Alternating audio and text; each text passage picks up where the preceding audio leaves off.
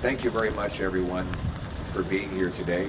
In beautiful British Columbia, I'd like to thank Stephen Hoffer and Corrine Stavness for hosting us at Duke Point Sawmill, Western Forest Products. They make wonderful products here that come out of our forests and go into homes and into decking, fencing, paneling, molding, serving domestic and world markets.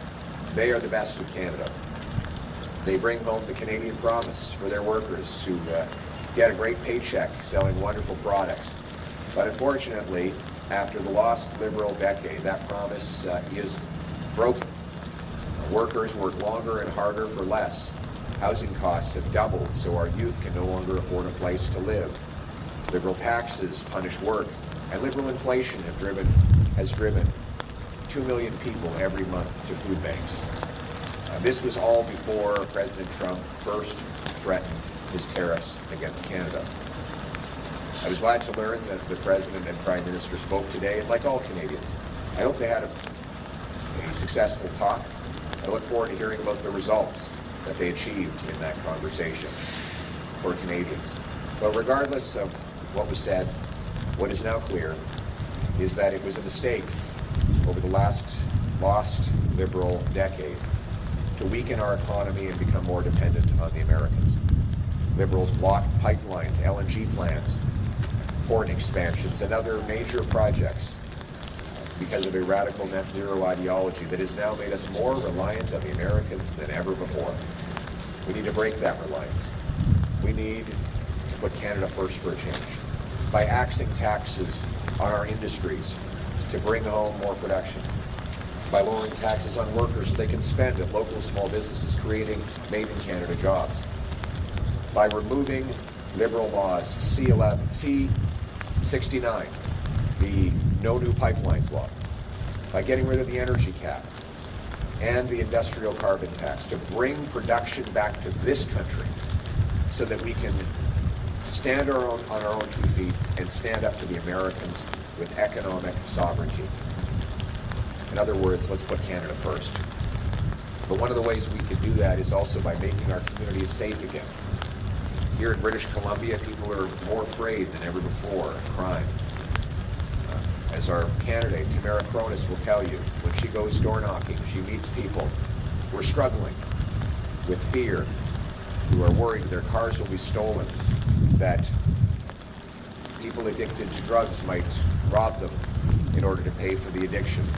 We see addicts on street corners hunched over.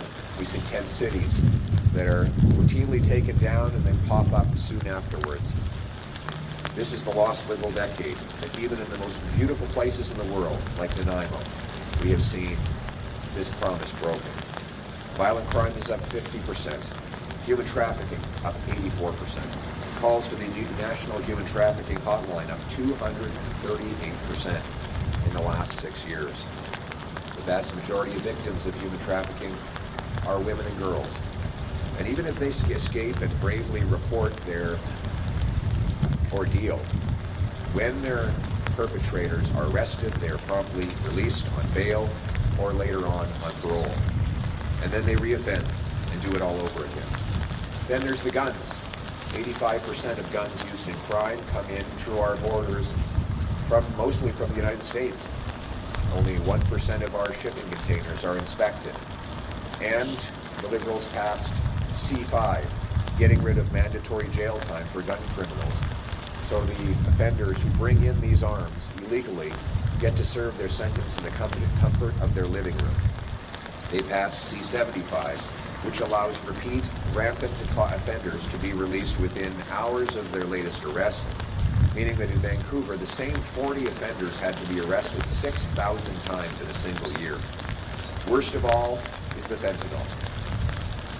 Opioids have killed 50,000 people during the lost Liberal decade of decriminalization and tax-funded supply.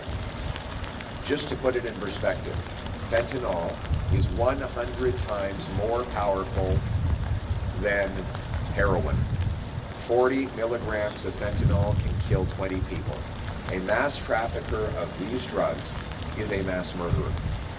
He's like firing a gun into a crowded room. He doesn't know maybe who he's going to hit. but he's definitely killing somebody. 2 criminals were recently caught here in this area, in Nanaimo, at a, quote, safe injection site sanctioned by the federal government under the Controlled Drugs and Substances Act and often funded with your tax dollars. There, these offenders were caught at the site by officers. They were caught with 245 grams of suspected methamphetamines, 230 grams of suspected cocaine, 45 grams of fentanyl. Another investigation led officers to find 640 grams of meth, 280 grams of cocaine, and 190 of fentanyl.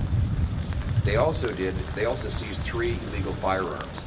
Sadly, these stories are now all too common after the Liberals weakened our laws and allowed drugs in our streets. And because Liberals have stacked these laws one on top of the other, the problem compounds. Electing the Carney Liberals will mean 4 more years of the same failed Liberal catch and release, soft on crime, hug and thug policies that got us into this mess. 4 more years of the Liberals after the lost decade will mean more crime, more chaos, more death, more destruction. It's no secret that the Liberal drug policy has been a disaster, but they're doubling down. They have the same Liberal ministers, the same Liberal MPs, the same Liberal strategists, and the same Liberal policies of the last decade. In fact, they've gotten even more extreme. Now, the Liberals have brought on Gregor Robertson, the radical former mayor of Vancouver, who's known for running dangerous experiments like drug liberalization and so-called safe supply that flooded the streets. A recent study showed that these policies increased opioid hospitalizations by 58%. And the Vancouver police say that 50% of all the hydromorphone they recover is actually tax-funded drugs distributed by our very own government. It's nice to see the experts, so-called experts, finally acknowledging that they were wrong all along. But that does not mean the Liberals understand that. Gregor Robertson was one of the most radical zealots promoting free drugs in our communities, safe injection sites on every street corner, without consultation and regardless of whether people opposed. The courageous Chinese community in Richmond was forced again and again to stand up against these policies, and now everybody is speaking up. But Mark Carney won't solve the problem that his party caused. He said that fentanyl is not even a crisis in Canada. I don't know what world he lives on. How out of touch do you have to be to dismiss the idea of a fentanyl crisis? Or to bring on Gregor Robertson, the most radical pro-drug politician in Canadian history, as a new candidate and likely new minister in the forthcoming, if, God forbid, the Liberals were ever to be re-elected.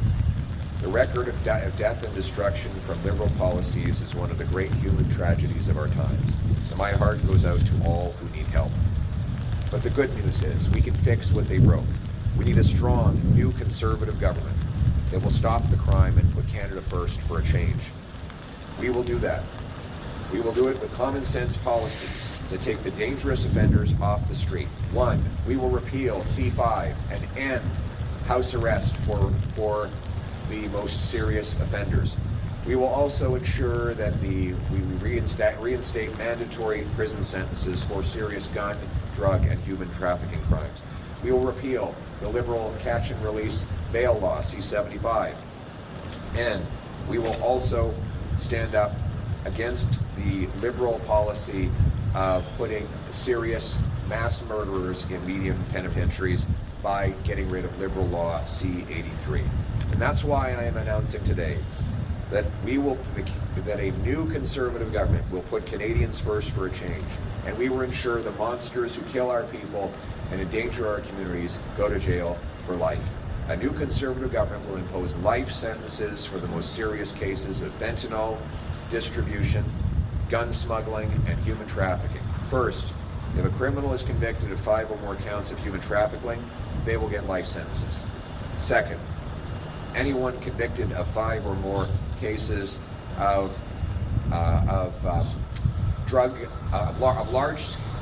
anyone convicted of large-scale trafficking of illegal firearms will get life sentences. And third, anyone caught trafficking or producing more than 40 milligrams of fentanyl will get life sentences. Life sentences will be in place to protect Canadians and to end the chaos in our streets. These policies are necessary to protect the charter rights of Canadians.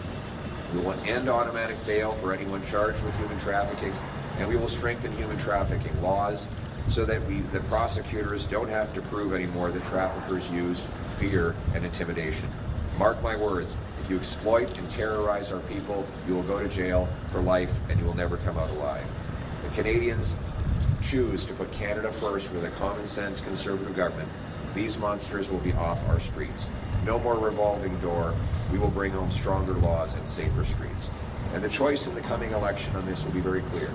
After the lost Liberal decade of crime, chaos, drugs, and disorder, do Liberals deserve a fourth term, or is it time to put Canada first and to protect our people with a new Conservative government that will put offenders behind bars for good? We will restore the Canadian promise. We will make this a country where hard work pays off by cutting income tax 15%. We will make housing affordable by axing the sales tax on new homes and stimulating municipal governments to speed up permits and free up land so you can afford a place to live.